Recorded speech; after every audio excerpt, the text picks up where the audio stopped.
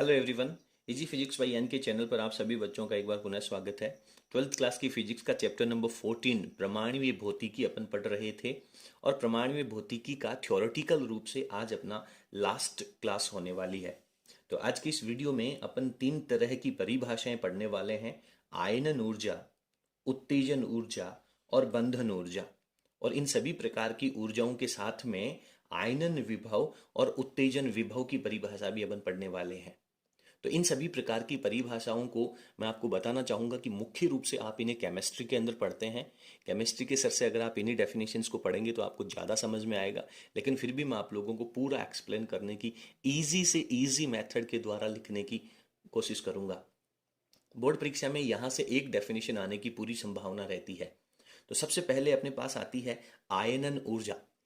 देखिए, आपको पता है कि प्रत्येक परमाणु जो होता है वो हमेशा उदासीन अवस्था में रहता है जब तक उसके ऊपर बाहर से कोई एक्शन नहीं किया जाए। यानी परमाणु उदासीन अवस्था में रहेगा। अब आप उसके ऊपर या तो इलेक्ट्रॉन उसकी बाह्य कक्षा से निकाल सकते हो या फिर इलेक्ट्रॉन उसके ऊपर ट्रांसफर कर सकते हो, तभी वो आयन बनेगा। यदि आप इलेक्ट्रॉन निकालेंगे तो वो धनायन बनेगा और इलेक्ट्रॉन को एक्स्ट्रा डालेंगे तो वो ऋणायन बनेगा। अब आप जानते हैं कि नील्स बोहर की परिकल्पना के अनुसार कि इलेक्ट्रॉन को जब आंतरिक कक्षा से बाह्य कक्षाओं में यदि ट्रांसफर किया जाएगा धीरे धीरे, तो अपने को बाहर से उसको, उस परमाणु को, उस इलेक्ट्रॉन को एनर्जी देनी पड़ेगी और उस एनर्जी का अवशोषण करके इलेक्ट्रॉन है वो धीरे धीरे बाह्य कक्षाओं में ट्रांसफर होता होता और लास्ट में अनंत पे चला जाता है। आयन तो तभी बनेगा जब एक इलेक्ट्रॉन उसके ऊपर से मुक्त होगा। तो इलेक्ट्रॉन को उसकी मूल ऊर्जा स्तर से, जिस कक्षा में वो इलेक्ट्रॉन रह रहा है वो उसकी मूल ऊर्जा स्तर है, तो इलेक्ट्रॉन का अपनी मूल ऊर्जा स्तर से ऊर्जा का अवशोषण, बाहर से ऊर्जा का अवशोषण कर हमेशा के लिए उस परमाणु को छोड़ देना। और जैसे ही वो परमाणु से बाहर जाएगा, वो जो परमाणु है वो धनावेशित हो जाएगा। तो उसको बाहर निकालने के लिए जो आपने एनर्जी दी है उसे अपन आयनन ऊर्जा कहते हैं। उम्मीद करता हूं कि आप लोगों को पूरा कॉन्सेप्ट समझ में आ गया होगा। अब इस डेफिनेशन को आप अपने शब्दों में लिख सकते हैं। बुक की डेफिनेशन लिखने की, देखने की, पढ़ने की जरूरत नहीं है। आपको इतना पता होना चाहिए कि किसी भी परमाणु को आयन बनाने के लिए उसके ऊपर जो मूल कक्षाओं के इलेक्ट्रॉन हैं उनको अपने को बाहर से कुछ एनर्जी देनी पड़ेगी और उस ऊर्जा का अवशोषण करके इलेक्ट्रॉन अपनी मूल ऊर्जा से अनंतवी कक्षा में और हमेशा हमेशा के लिए उस परमाणु को छोड़ करके चला जाता है। तो वो आपके द्वारा बाहर से दी गई ऊर्जा आयनन ऊर्जा कहलाती है। अब मैं यहाँ पे बहुत इजी मेथड में इसकी डेफिनेशन लिख देता हूँ, उसके बाद में दोबारा पढ़ते हैं।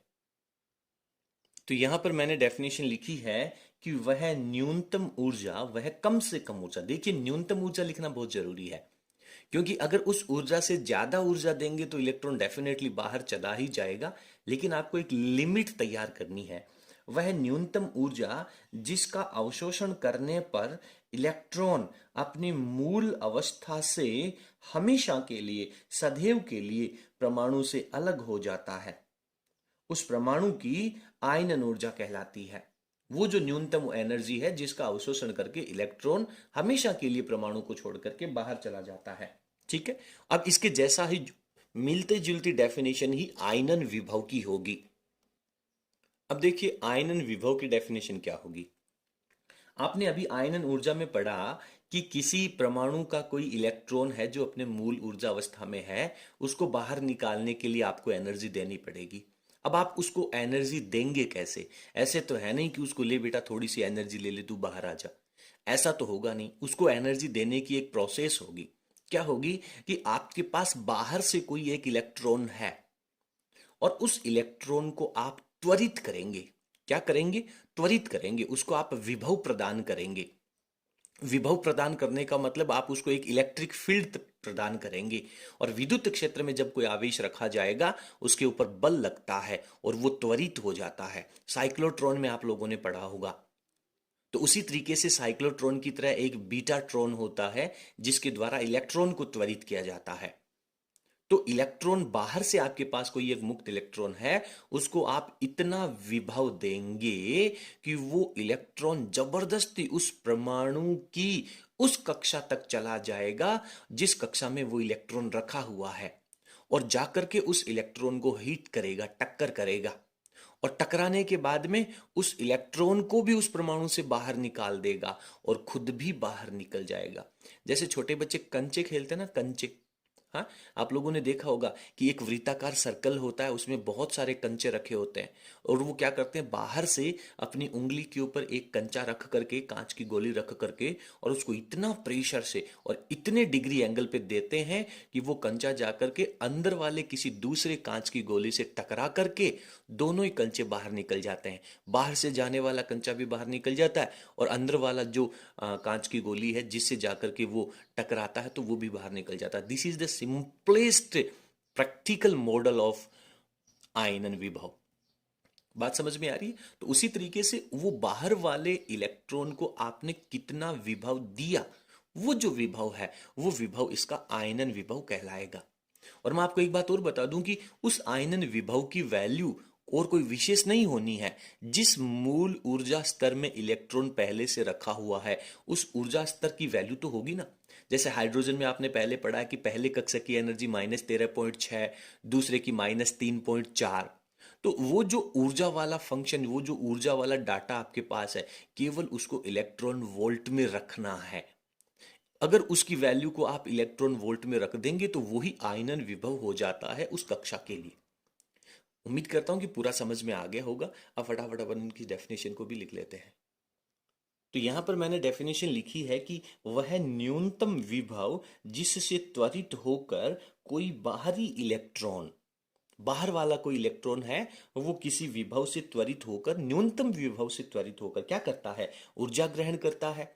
और ऊर्जा ग्रहण करके क्या करता है, परमाणु से टक्कर करता है, और उससे क्या होगा, परमाणु से टकराकर उसे आयनित कर देता है।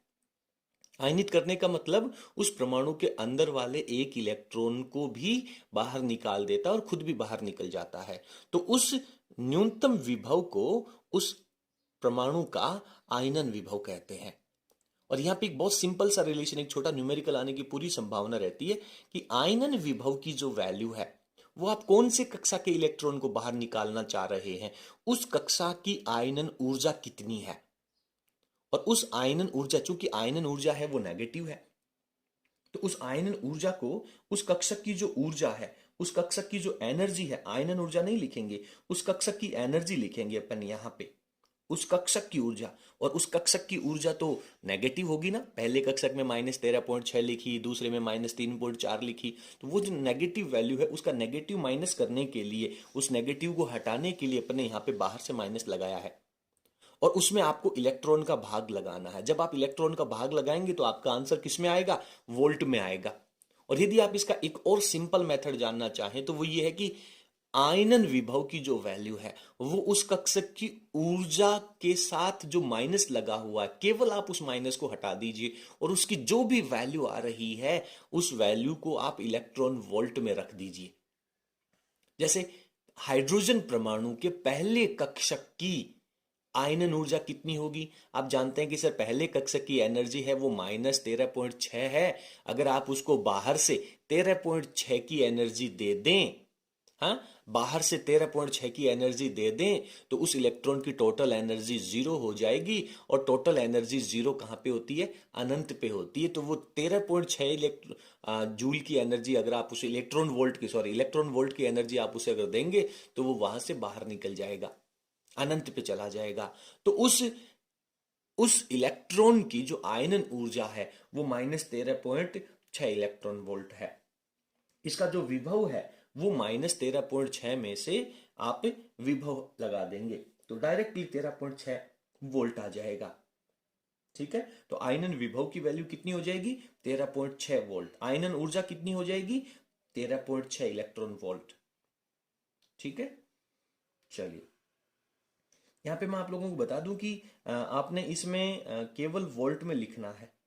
ठीक है, क्योंकि ये जो यूनिट आप लगा रहे हो, ये यूनिट किसकी लगा रहे हो, वी आई की यूनिट प्रदर्शित कर रहे हो। यानी कि वी आई की जो वैल्यू है वो -EI के बराबर हो जाएगा। ये EI जरूर इलेक्ट्रॉन वोल्ट में होगा, लेकिन आयनन विभव जो है वो किस में हो जाएगा, आपका वोल्ट में हो जाएगा। तो ये सारी बातें आप लोगों को यहाँ पे लिखनी है। फटाफट स्क्रीन को पोज करके डेफिनेशंस को लिख लीजिए, आगे चलते हैं। इसके बाद में अपने पास आती है उत्तेजन ऊर्जा। देखिए उत्तेजन ऊर्जा का मतलब क्या है, आपने पिछले वीडियोस में विभिन्न प्रकार की ऊर्जा श्रेणियां पढ़ी हैं। यदि कोई इलेक्ट्रॉन अपनी किसी मूल किसी स्थायी कक्षा में है और यदि आप उस इलेक्ट्रॉन को इतनी एनर्जी देते हैं कि उस एनर्जी का इलेक्ट्रॉन अवशोषण करके और अपने से ठीक बाहर वाली कक्षा में चला जाए, बाहर वाली कक्षा जो होगी वो उस इलेक्ट्रॉन की प्रथम उत्तेजित ऊर्जा होगी, प्रथम उत्तेजित कक्षा होगी। और थोड़ी और ज्यादा एनर्जी दे देंगे तो वो दूसरी उत्तेजित कक्षा में चला जाएगा और कितनी ऊर्जा का अवशोषण करेगा, इसके लिए निल्स बोहर ने तीसरी परिकल्पना दी थी। तो सिंपल, आयनन ऊर्जा का मतलब इलेक्ट्रॉन को हमेशा के लिए बाहर निकाल देना है और उत्तेजन ऊर्जा का मतलब है कि किसी इलेक्ट्रॉन को अपनी मूल ऊर्जा स्तर से, मूल कक्षा से बाहर वाली जो ज्यादा एनर्जी वाली कक्षा है, उच्च ऊर्जा वाली कक्षा है, जिसे अपन उत्तेजन कक्षा कहते हैं, उस उत्तेजित ऊर्जा स्तर में जब आप उसे भेज देंगे तो उसको दी गई जो एनर्जी है जिसका अवशोषण करके इलेक्ट्रॉन बाहर वाली कक्षा में जा रहा है, उसे अपन उत्तेजन कक्षा कहते हैं। सिंपल यार, इसमें कोई खास कहानी नहीं है। चलिए फटाफट इसकी डेफिनेशन लिख लेते हैं। तो बहुत सिंपल सा है, उत्तेजन ऊर्जा जो है वो निल्स बोहर की केवल तीसरी परिकल्पना को रिप्रेजेंट करता है। क्या लिखेंगे कि परमाणु के किसी इलेक्ट्रॉन को, देखिए परमाणु उत्तेजित कक्षा में कब जाएगा, परमाणु का उत्तेजन कक्षा में जाने का मतलब है कि परमाणु नहीं जाएगा, उसका इलेक्ट्रॉन जाएगा।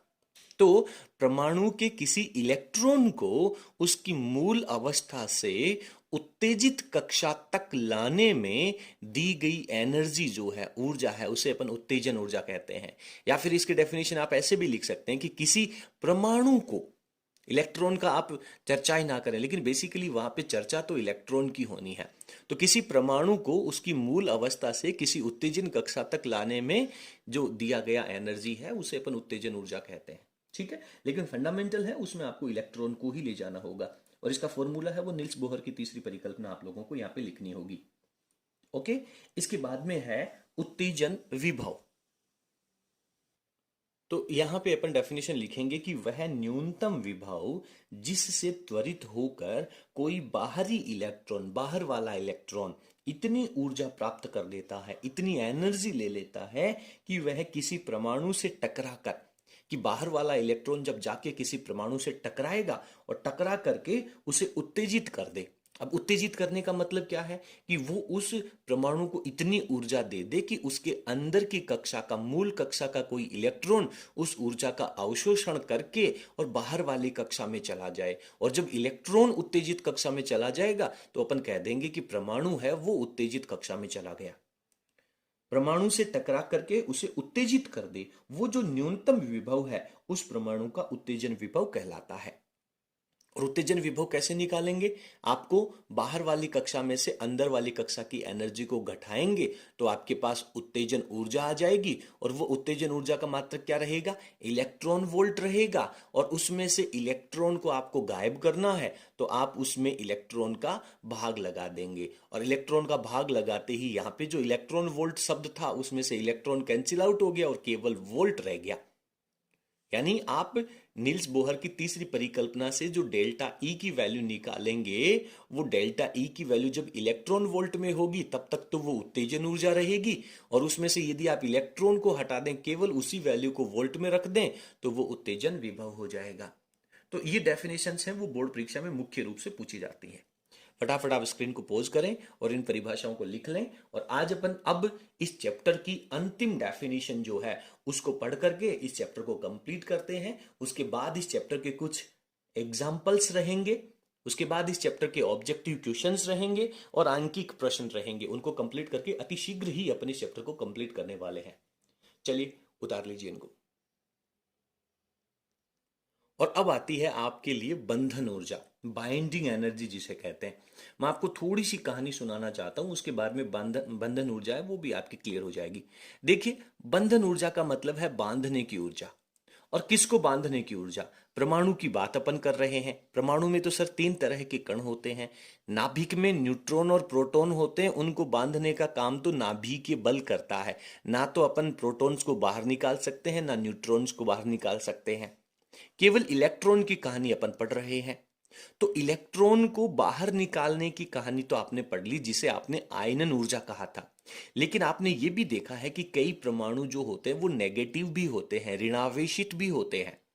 और किसी परमाणु को ऋणावेशित करने के लिए क्या किया जाता है, बाहर से उसके ऊपर कोई ना कोई इलेक्ट्रॉन एक्स्ट्रा डाला जाएगा। और बाहर वाला इलेक्ट्रॉन जब उस परमाणु के ऊपर आएगा तो उस परमाणु में जो पहले से इलेक्ट्रॉन मौजूद हैं, क्या उसे आकर्षित करेंगे या अपने घर में घुस जाने देंगे? नहीं घुसने देंगे। लेकिन फिर भी जबरदस्ती आएगा वो, तो उसको जबरदस्ती बांधने के लिए आपको बाहर से एक एनर्जी चाहिए, उसे अपन बंधन ऊर्जा कहते हैं। ये तो इसकी वास्तविक डेफिनेशन हो गई। लेकिन अब अपन इसको लिखेंगे कैसे? देखो, बांधने की ऊर्जा और किसी किसी इलेक्ट्रॉन को अनंत से ला करके किसी परमाणु की कक्षा में लाने तक और उसे बांधने की जो एनर्जी होगी वो उतनी ही ऊर्जा होगी जब उस इलेक्ट्रॉन को आप वहां से हटा करके अनंत तक ले जाएं। काम दो है। जब आप उसे अनंत से ला करके बांधेंगे तो आपको उसको एनर्जी देनी पड़ेगी, वो उसको अपन बंधन ऊर्जा कह देंगे। और परमाणु के कक्षक से निकाल करके अनंत तक ले जा रहे हैं तो उसे अपन आयनन ऊर्जा कह देंगे। बेसिकली आयनन ऊर्जा और बंधन ऊर्जा एक ही कॉन्सेप्ट है, इक्वल वैल्यू है। आयनन ऊर्जा में इलेक्ट्रॉन को बाहर निकाला जा रहा है, बंधन ऊर्जा में इलेक्ट्रॉन को अंदर डाला जा रहा है। दोनों की वैल्यू सेम रहेगी। यदि आप पहले कक्षक से इलेक्ट्रॉन को इन्फानाइट तक ले जा रहे हैं या इनफाइनाइट से किसी इलेक्ट्रॉन को पहले कक्षक तक ला रहे हैं, तो बाहर ले जाने में आयनन ऊर्जा, अंदर इलेक्ट्रॉन को लाने में बंधन ऊर्जा, दोनों की वैल्यू जस्ट सेम रहेगी। इसी प्रकार से आप दूसरे कक्षक के लिए ले सकते हैं। ठीक है, तो मैं यहां से कहना चाहता हूं कि बंधन ऊर्जा और आयनन ऊर्जा एक ही कॉन्सेप्ट है, बस इसको लिखने का तरीका कुछ अलग है। फटाफट अपन बंधन ऊर्जा की डेफिनेशन को लिख लेते हैं। तो इस प्रकार से अपन लिख सकते हैं कि परमाणु में किसी बाह्य इलेक्ट्रॉन को अनंत से ला करके किसी कक्षा में स्थापित करने के लिए जो आवश्यक ऊर्जा है उसे अपन बंधन ऊर्जा कहते हैं। और बंधन ऊर्जा का मान आयनन ऊर्जा के बराबर होता है। अब ये बंधन ऊर्जा की जो डेफिनेशन है वो कई अलग अलग तरीकों से लिखी जाती है, लेकिन आप लोगों के लिए ये सबसे सरल मेथड रहेगा। इसके बाद में अपने पास केवल बोहर मॉडल की कमियां जो हैं, लिमिटेशंस जो हैं, वो बची हैं, जिन्हें अपन अगले सेपरेट वीडियो में पढ़ेंगे। तो आज के वीडियो में इतना ही। आपको हमारा आज का कंटेंट कैसा लगा कमेंट सेक्शन में जरूर लिखिएगा। यदि आपको हमारा वीडियो पसंद आए तो प्लीज़ आप इसे लाइक करें और इसे अपने सभी फ्रेंड्स के साथ शेयर करें। बहुत बहुत धन्यवाद।